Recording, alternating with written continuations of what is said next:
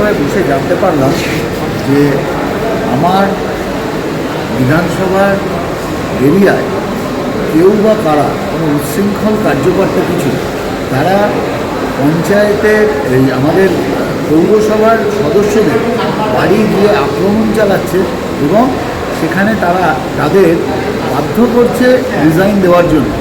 Party কোনোভাবে এই পরিস্থিতিকে বরদাস্ত করবে না।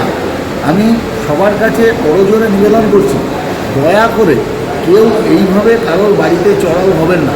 আমার অত্যন্ত লজ্জা লাগছে যখন এই পৌর সদস্যরা আমাকে ফোনে জানাচ্ছে যে তার বাড়িতে আক্রমণ হচ্ছে, তাকে রিজাইন করতে বাধ্য করার জন্য তার বাড়িতে আক্রমণ করা হচ্ছে। এটা অত্যন্ত লজ্জাজনক বিষয়। আমি সবারকে আবেদন করছি, দয়া করে এই ধরনের কাজ কেউ করবেন না।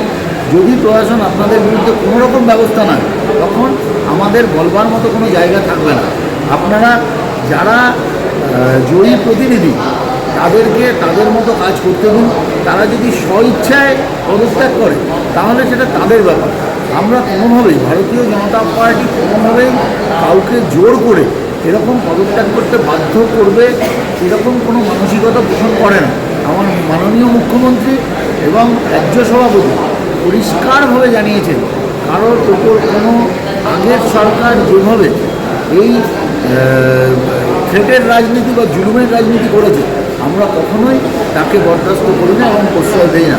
দয়া করে এইসব কাজ থেকে বিরত হন।